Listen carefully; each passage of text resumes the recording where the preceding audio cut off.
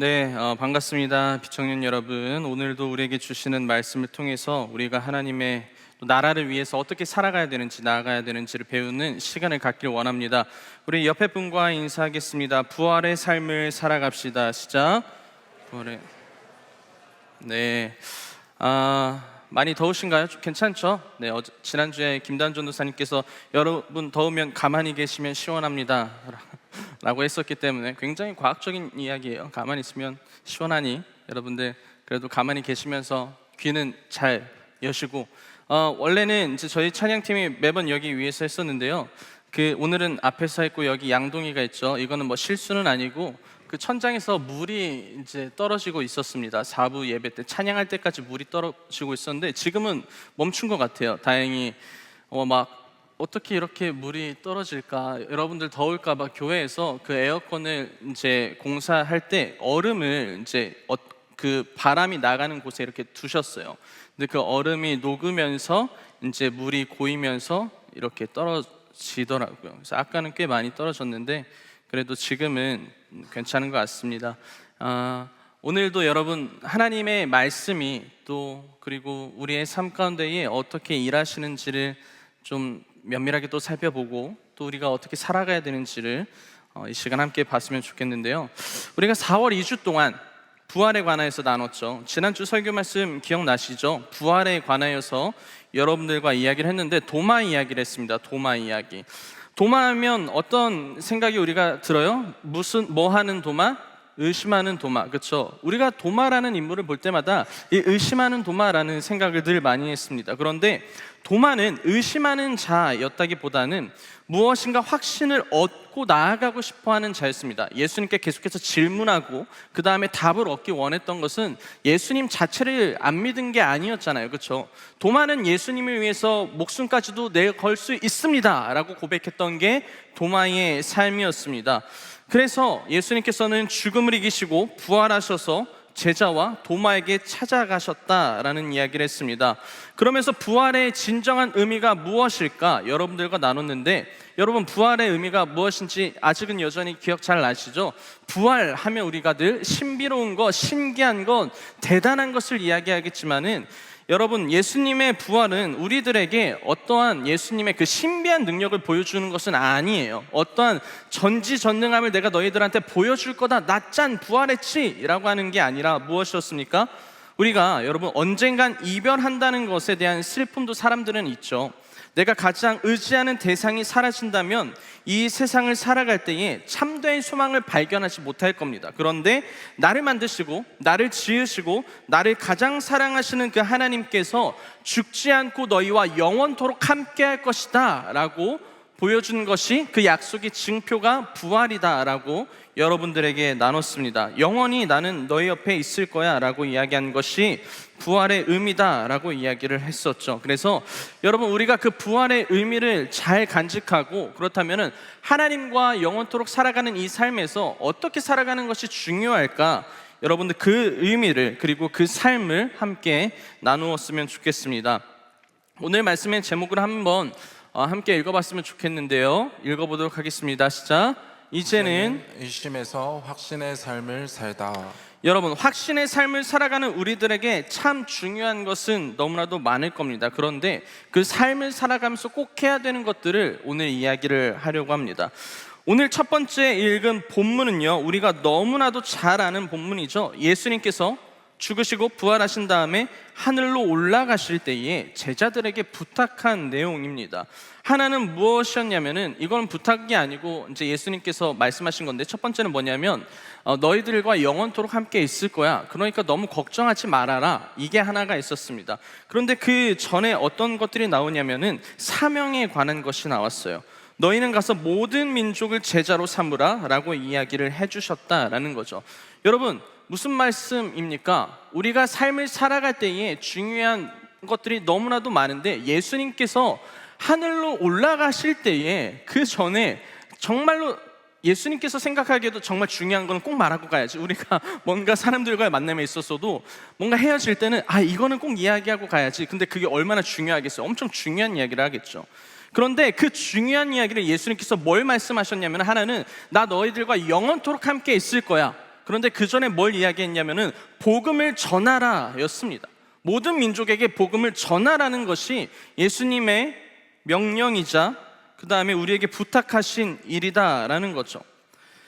그래서 그 사실을 이 제자들이 이제는 믿었어요. 그리고 이제는 의심이 아니라 확신의 믿음이 이 제자들의 마음 가운데 있었으니까 그 소식을 전하는 삶을 우리 제자들이 살아야겠다라고 생각을 한 거죠. 이제는 예수님께서 늘 하시던 병든 자를 고치시고 말씀을 전하시고 어려운 자들을 찾아가시고 그 사랑으로 감싸줬던 모든 일들을 이제는 예수님께서 이 땅 가운데 지금은 못하니 제자들에게 내가 했던 일들을 그대로 너희들이 해야 된다라고 말씀하신 부분입니다.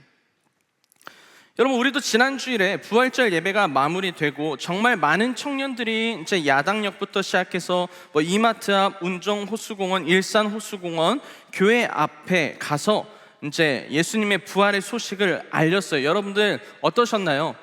여전히 힘드셨나요? 지난주에 막 앞에서 김단전 도사님이랑 이승민 목사님이 그렇게 이제 시뮬레이션까지 보여주시고 했는데 많이 참고가 됐을 거라 생각을 합니다. 어떤 또 좋은 일들이 있었고 여러분들이 어떻게 전했는지를 간단하게 영상을 준비했는데 한번 보도록 하겠습니다.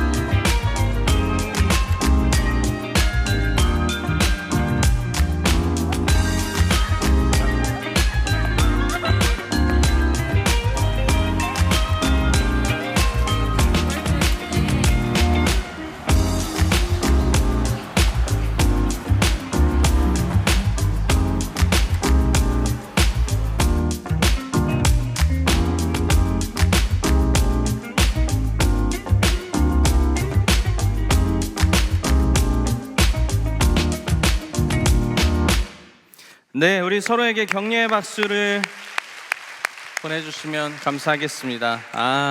너무나도 수고 많으셨고 애쓰셨습니다.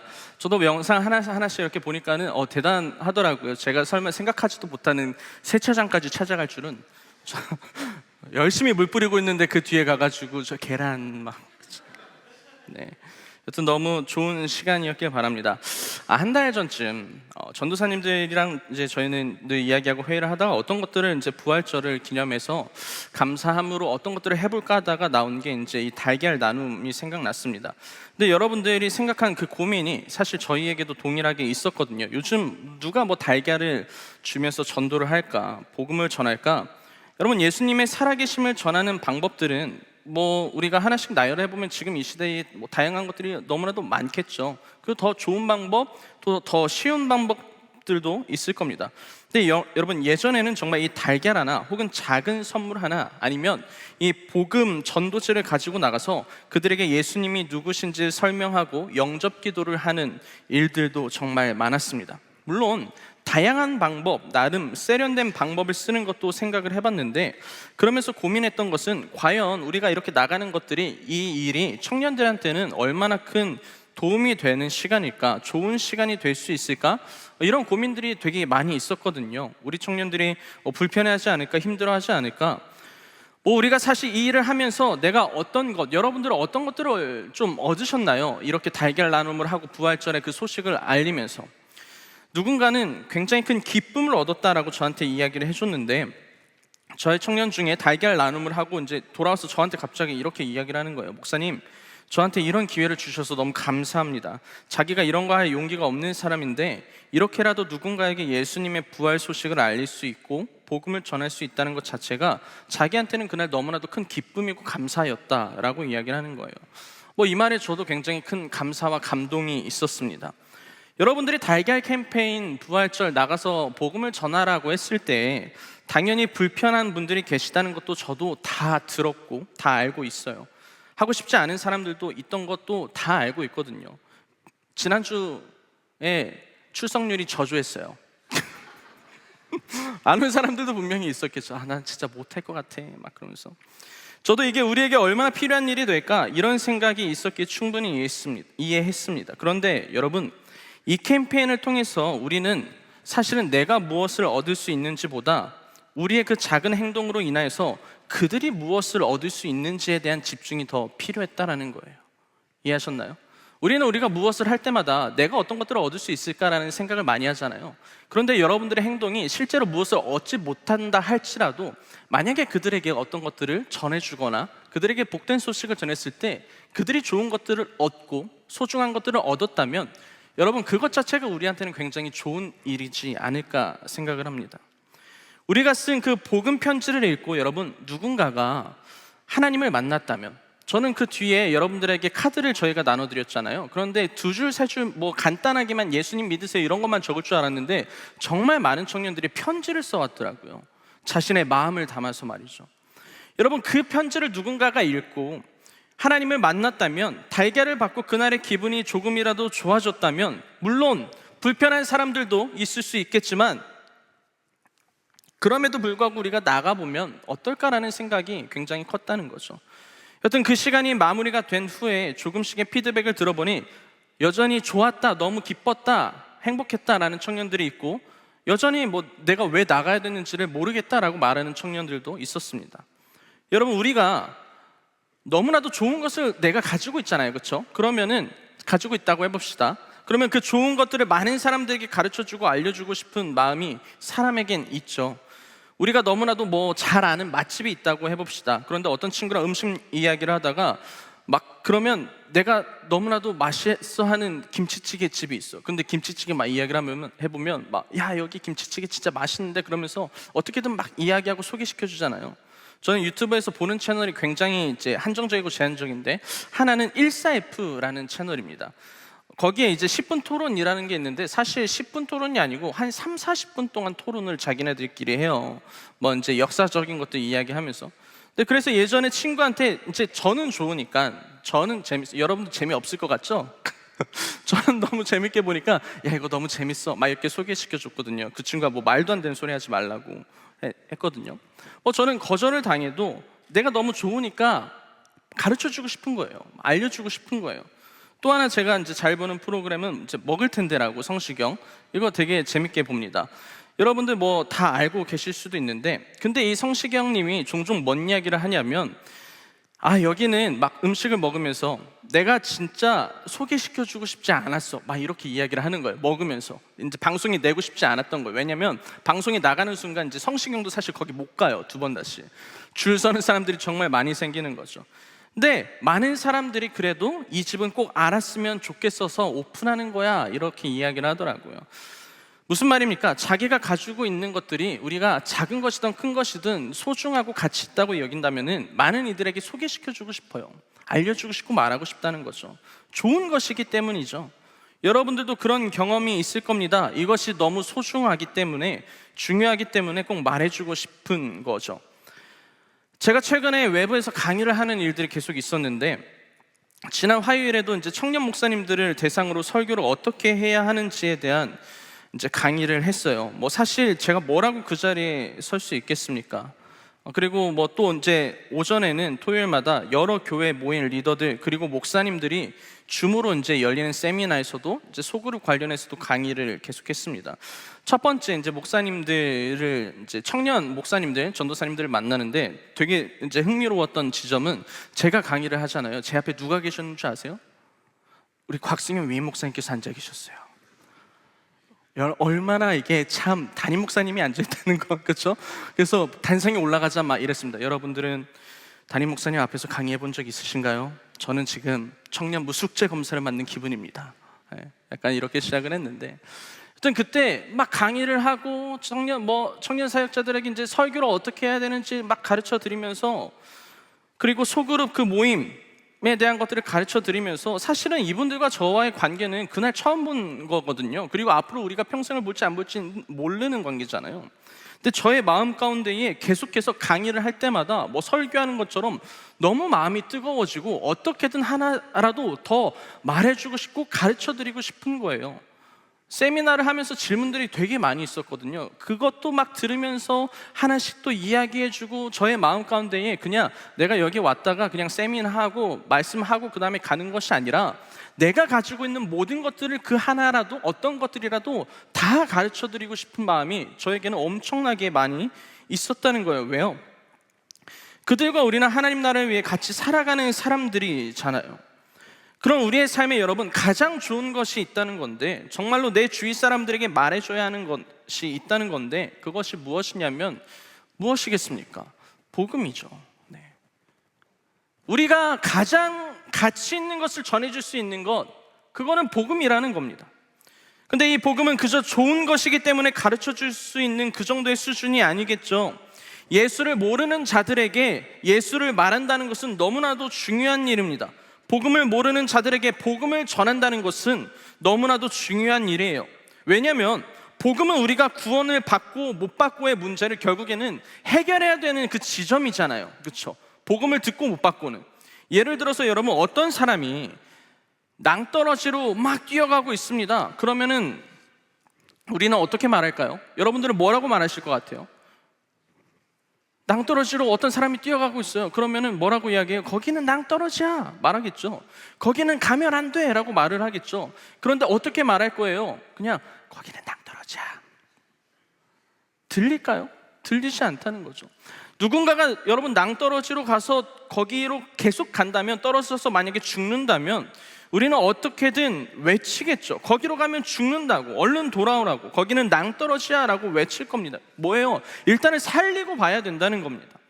사랑하는 청년 여러분, 복음은 이 점이 분명히 있어요. 예수를 안 믿는 사람들이 우리 주위에 너무나도 많고, 예수를 모르는 자들이 우리에게 너무나도 많은데, 그들은요 여러분, 사실은 그들의 삶에서 낭떠러지로 아무것도 모르고 뛰어가고 있는 자들입니다. 그럼 우리가 해야 되는 역할이 뭐냐라는 거예요. 거기는 낭떠러지야 라고 말을 해줄 수 있어야 되는 것이 복음을 살아가는 사람들의 삶이다라는 겁니다. 무슨 말이냐면, 내가 살아가는 내 삶에 이 복음만큼 중요한 것이 없다는 거예요. 여러분, 제가 목사가 된 이유가 무엇입니까? 제가 무슨 부귀영화를 누리겠습니까? 여기서 돈을 여러분들보다 잘 벌겠습니다. 여러분들 저보다 돈 더 잘 버실 거예요. 저는요 벌어봤자 한계가 있어요.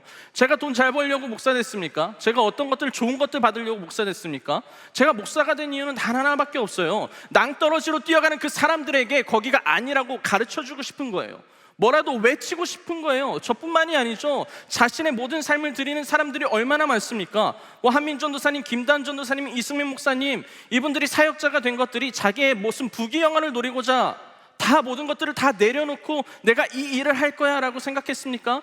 선교사님들의 삶을 보면서, 그들의 삶을 보면 그들의 삶이 모든 것들이 다 평안하기 위해서 그것들을 결정했냐라는 거예요? 아니죠. 그들에게 중요했던 건 무엇이었습니까? 복음을 전하는 것이 가장 중요했다는 거예요. 왜요? 내가 평생을 알면서 살아갈 때에 나에게 삶에 있어서 가장 중요한 가치가 세상의 돈도 아니요, 물질도 아니요, 어떤 권력도 아니고 힘도 아니고, 내가 영원토록 하나님과 살 수 있는 그 부활, 그 부활의 확신이 있었기 때문에 그것들을 전하는 삶을 살아간다는 겁니다. 여러분들에게 복음은 무엇인지 묻고 싶습니다. 여러분들에게 그리스도의 사랑은 무엇인지 묻고 싶어요.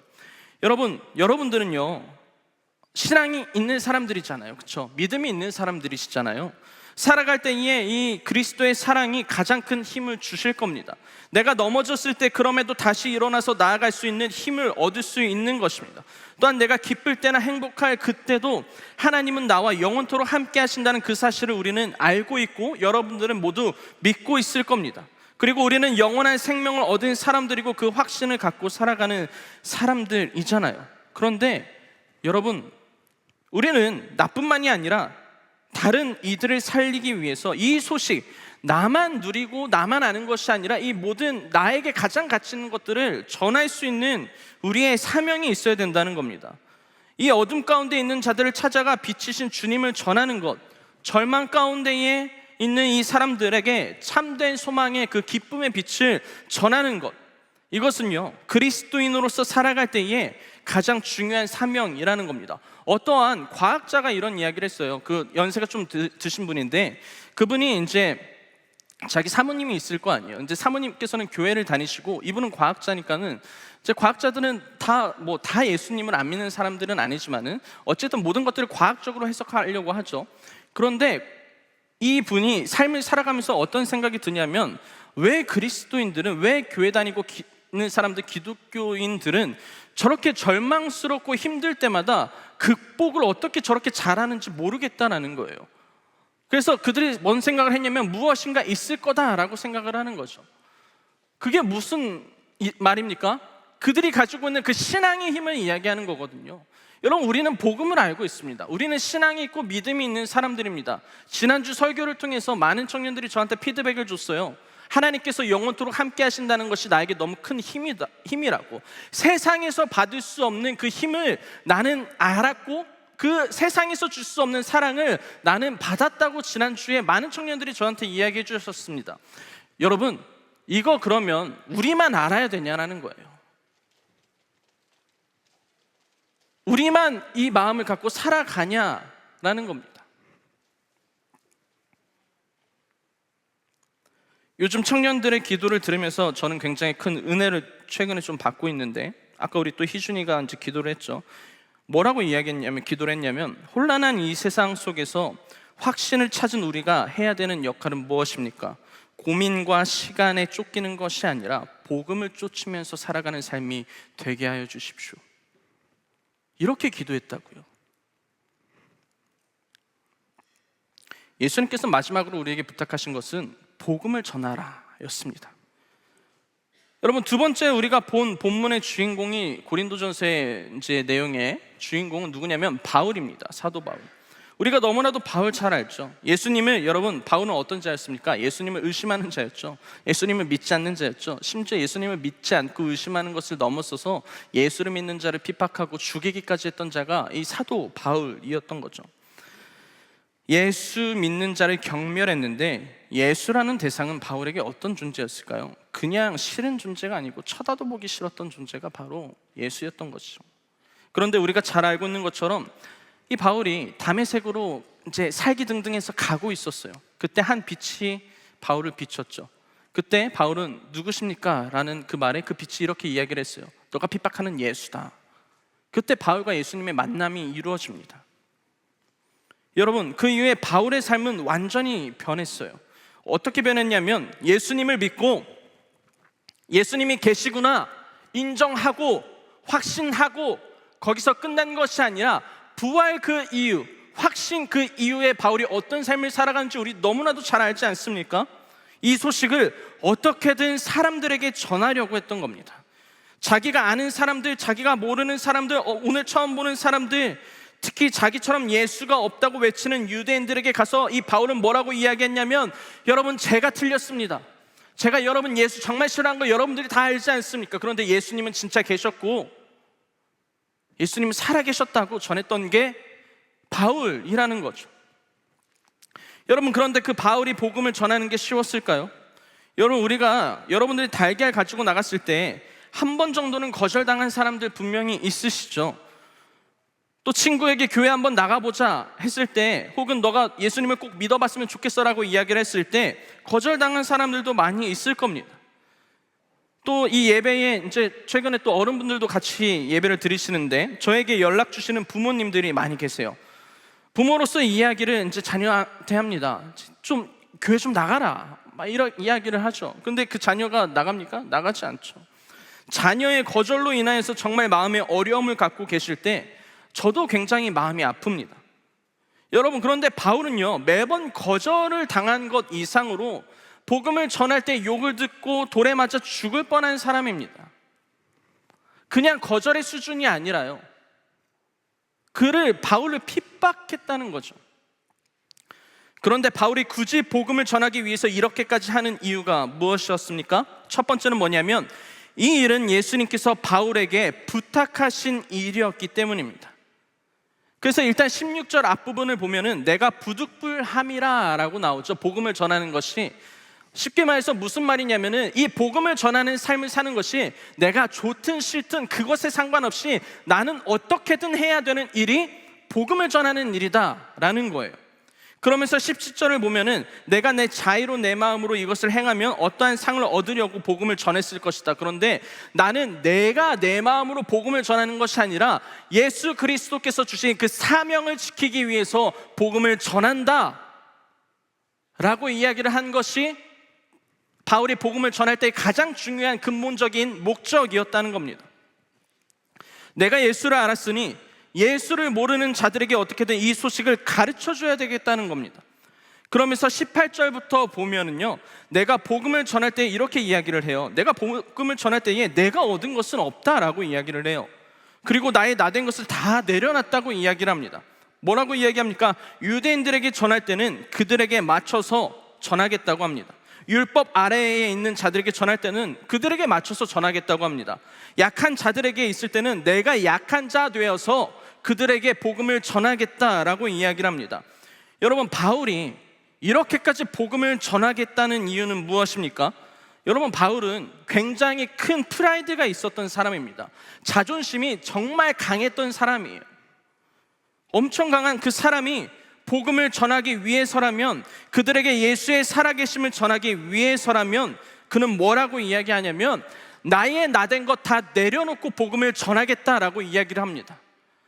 나의 모습 다 내려놓고 복음을 전하겠다라고 한 그 말은 무슨 말입니까? 어떻게든 내가 어떤 방법을 써서라든 그 예수라는 이름 한마디라도 전하겠다는 겁니다. 말하겠다는 겁니다. 왜 그랬을까요? 그에게 어떤 마음이 있었기 때문이죠.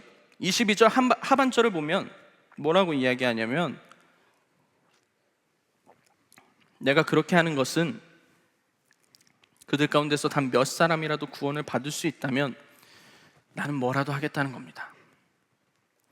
자신이 가지고 있는 복음, 영원한 생명을 얻은 바울, 믿음의 확신이 있었던 그 바울은요, 이 중요한 소식을 전하기 위해서 내가 돌에 맞아 죽던, 사람들이 나를 욕하던, 나의 자존심 내려놓고 나의 상황도 내려놓고 몇 명이라도 이 복음을 들을 수 있다면, 아니 몇 명이 아니더라도 여러분 단 한 명만이라도 복음을 들을 수 있다면, 예수 그리스도를 만날 수 있다면 나는 뭐든 해보겠다는 겁니다. 바울은 이 고백이 있었어요. 내 자존심, 내 생각, 내 마음, 내가 하기 싫은 거, 귀찮은 거, 수고스러운 거 아무 상관없어. 누군가가 예수의 이름만 들을 수 있다면, 복음을 들을 수 있다면 나 다 해보겠다고 고백하는 게 바울의 이 오늘의 고백입니다.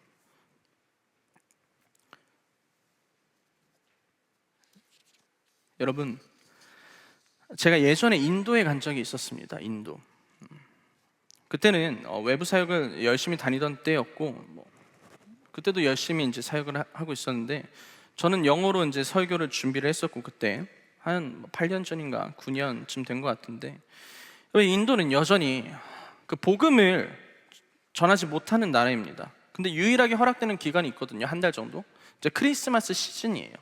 그 12월 말부터 1월 한 중순 말까지. 근데 그 시간을 줘도 모든 것들이 자유롭진 않아요. 어떻게든 우리도 숨어서 복음을 전해야 되는 일들도 되게 많이 있었거든요. 돌아와서 인도에 가기 전에 인도에 계신 선교사님과 이제 미팅이 있었는데, 그때는 제가 전도사였으니까 저에게 갑작스럽게 이렇게 이야기를 하시는 거예요. 전도사님, 인도에는 예수를 모르는 사람들밖에 없습니다 라고 이야기를 합니다. 꼭 오셔서 복음을 전해주시면 좋을 것 같아요. 여러분, 저는 이 이야기를 듣고 그냥 팀원들에게 가서 우리는 2달 뒤에 인도를 갈 거니까 준비해라 라고 했습니다. 팀원들 얼마나 당황스러울까요? 여러분, 인도가 옆 나라니까 그냥 가까운 나라를 가는 것도 아니잖아요, 그렇죠? 그냥 인도를 가는 겁니다. 정말 멀리 가고 되게 중요한 사역이잖아요. 그리고 정말 열심히 준비했어요. 그리고 한 2주 전쯤 되었었는데 이제 출발하기, 우리가 이제 어느 지역을 갑니까? 라고 선교사님께 여쭤봤는데 이제 준사막 지역이었어요. 그러니까 준사막이라는 것은 사막이 이제 반이고 그 거리를 다니면은 그 모래먼지가 늘 공중에 떠 있어요. 그래서 사실 여기서 여기까지가 안 보여요. 그래서 저는 여러분 목이 정말 안 쉬는 사람이거든요. 공감하시죠? 제가 아무리 소리 꽥꽥 지르고 열심히 찬양해도요, 저는 다음 날이면 멀쩡하게 회복해요. 저는 완전히 감사하게도 좋은 성대를 이 일을 여러분 이런 식으로 설교하고 찬양하는 걸 10년 넘게 했어요. 그런데도 멀쩡히 잘 나오잖아요. 근데 제가 인도 가서 하루 만에 목이 갔어요. 그만큼 그 먼지와 모래가 너무나도 심했던 거거든요.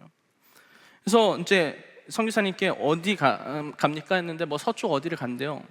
거기는 어떻습니까 하다가 막 이야기를 하는데 갑자기 이제 선교사님께서 전도사님 근데 거기는 사자가 200마리가 넘게 사는 곳이에요 막 이러는 거예요. 그래서 제가 여쭤봤어요. 울타리는 있죠? 사파리인가요? 막 사파리를 구경하는 건가요? 했는데 울타리도 없고요. 얼마 전에 민가로 내려왔어요. 뭐 이러는 거예요. 근데 선교사님께서 굳이 안 보여주셔도 되는 사자 사진을 보내주시는 거예요. 이게 얼마 전에 내려온 사자예요. 그러면 예상하지 못했던 일이잖아요. 굉장히 위험한 일이기도 했죠. 어떤 2주 앞두고 우리가 3주 앞두고 계속해서 열심히 기도를 했어요. 그런데 정말 힘들었던 것은 우리가 함께 준비하는 팀원들의 이제 어머니들께서 몸이 급격하게 안 좋아지기 시작을 합니다.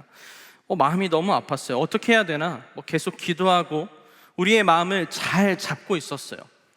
그냥 그 당시에는 그런 것들이 모든 것들이 그렇게 굳이 안 생각해도 되는데 방해처럼 느껴졌고 우리의 마음을 흔들려고 하는 그런 부분이지 않을까라는 생각이 들더라고요. 그런데 어느 날 아침이 되었어요. 우리 팀원이 이제 전화가 왔는데 이제 이야기하는 거예요. 전도사님 왜? 그러니까 기도 좀 부탁해요. 왜? 무슨 일인데?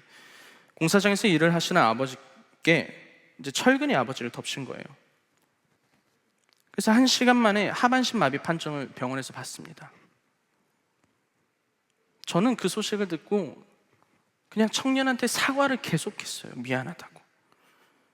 그때 뭔 생각이 들었냐면 이건 그냥 저의 그냥 너무 단순한 생각인데 내가 인도 가겠다고 해서 이거 무슨 방해가 있는 거 아니냐고. 내가 인도를 가겠다고 하지 않았으면 그 우리 팀원들의 부모님이 왜 이런 일을 당하는지 나는 도저히 이해를 할 수 없다고.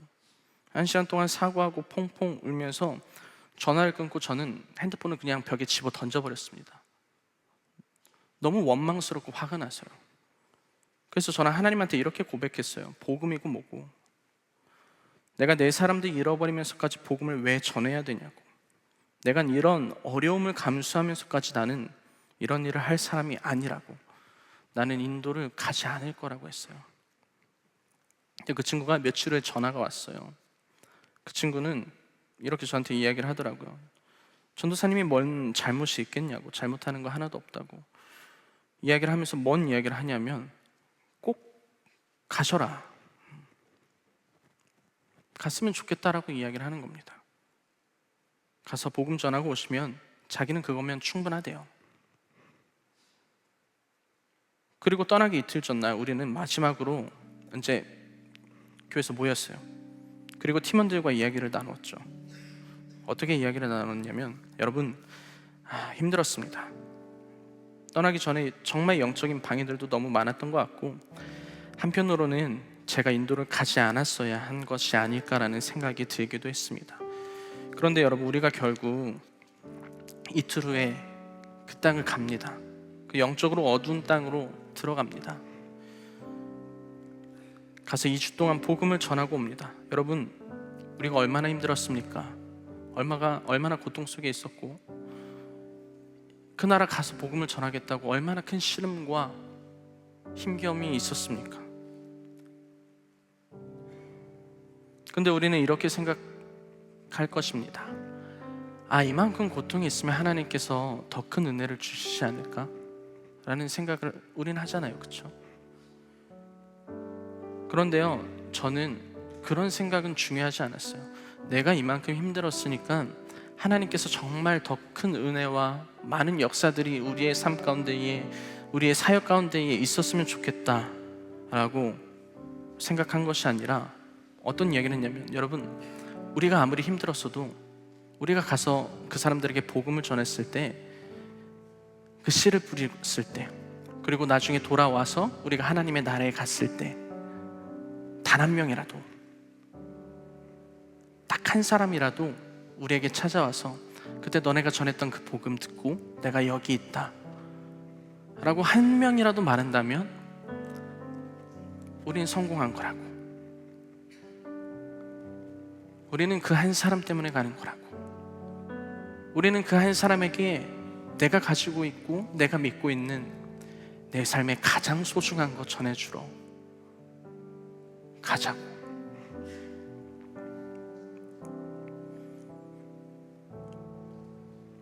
공항에 모였거든요. 근데 청년 중에 몇 명은 이제 이렇게 이야기를 하더라고요. 전도사님, 저 어저께 이제 엄마랑 자고 왔대요. 이제 몇 명의 청년들이 부모님과. 왜? 그러니까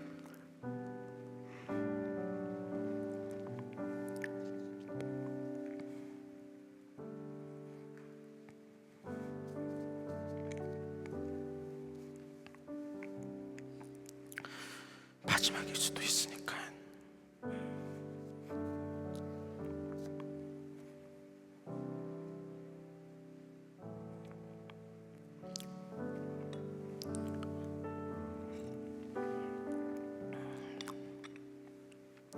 자기네들이 그곳에 가는 게 뭐 사고가 나겠어요, 사실 거기서. 근데 마지막일 수도 있으니 그렇게 하고 왔다는 거예요. 그러면서 자기는 거기 가서 어떤 일이 있어도 괜찮을 것 같아요.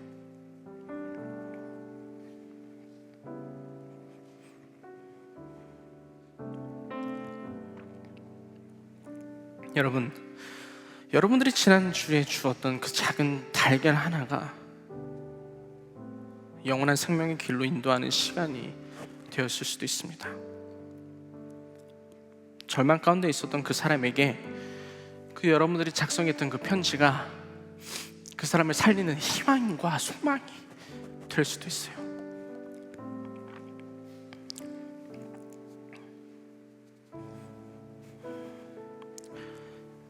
예수님께서 우리에게 주신 사명, 그분을 전하는 것이었습니다.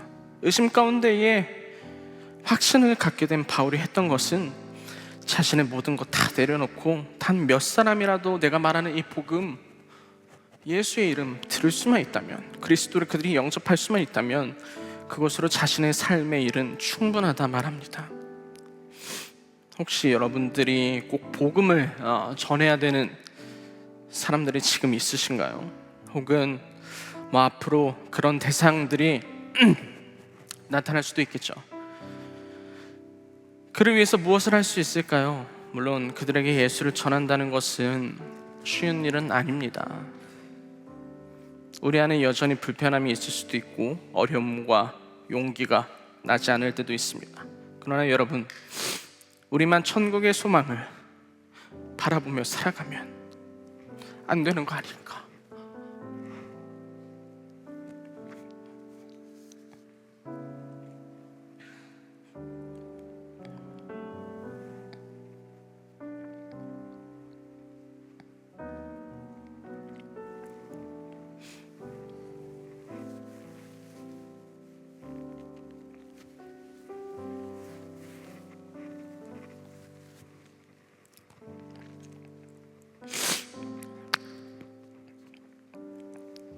정말로 생명을 살리는 그 일, 누군가는 죽어가고 있는 그때에 나에게 와서 너의 그 행동이, 기도가, 너의 말이, 너가 보여주는 너의 삶이 나를 살렸어 라고 한다면 우리는 어떻게 행동할까요?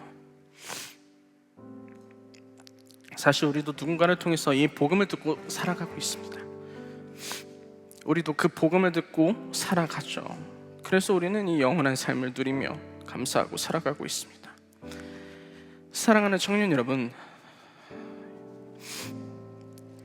복음을 모르는 자들, 내 주위에 있는 사람들 혹은 나의 가족들, 나의 친구들이 있다면 그를 위해서 같이 기도해 주시고 그를 위해 응원해 주시고 연락도 해보시고요.